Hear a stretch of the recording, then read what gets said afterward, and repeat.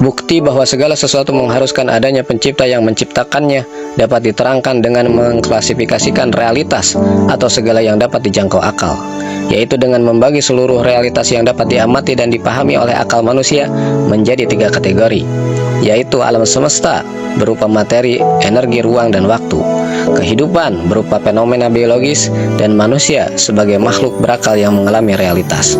Pembagian ini dimaksudkan untuk mencakup segala sesuatu selain sang pencipta itu sendiri. Setiap unsur dalam klasifikasi tadi dianalisis dan ditemukan memiliki sifat yang sama, yaitu terbatas.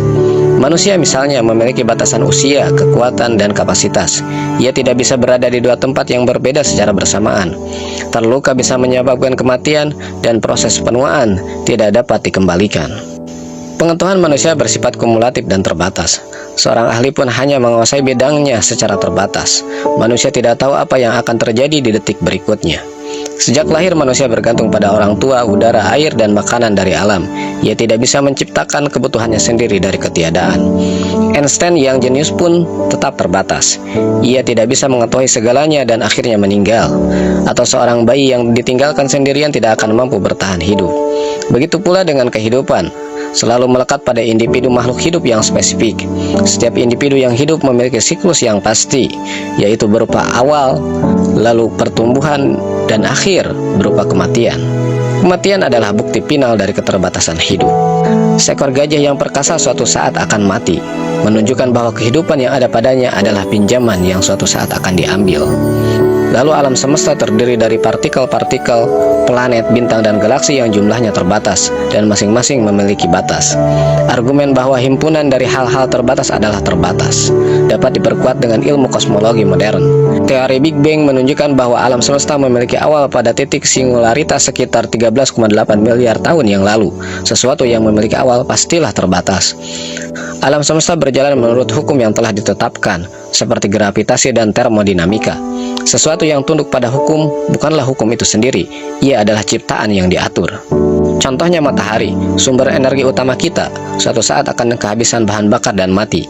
Bintang-bintang lain lahir, berkembang dan mati. Galaksi Andromeda dan Bima Sakti suatu saat akan bertabrakan. Semua ini menunjukkan dinamika dan ketidakkekalan alam semesta.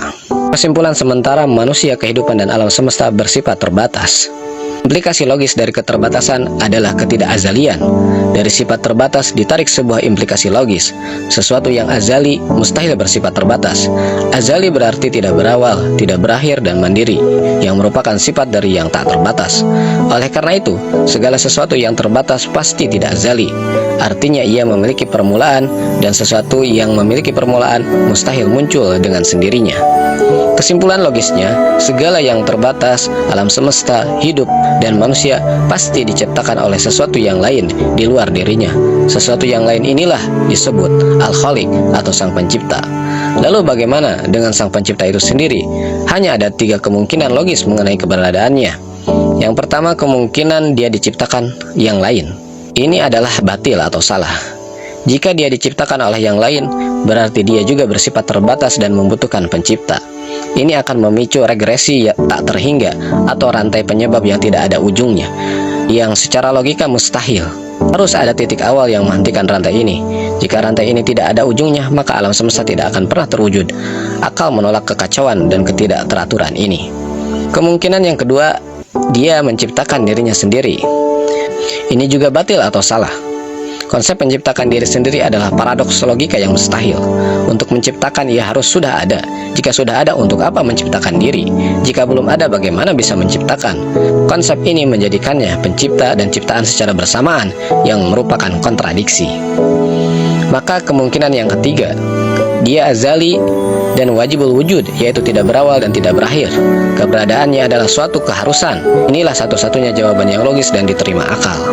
Dari penolakan terhadap 2 kemungkinan pertama, maka hanya kemungkinan ketiga yang valid.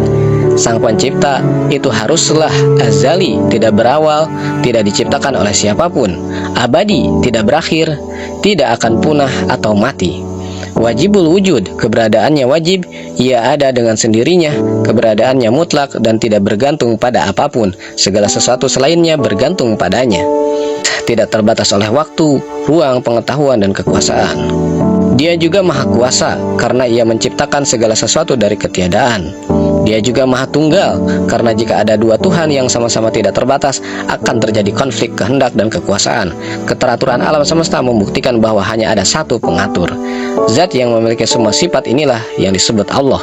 Dialah Tuhan yang Maha Esa, pencipta dan pemelihara seluruh alam.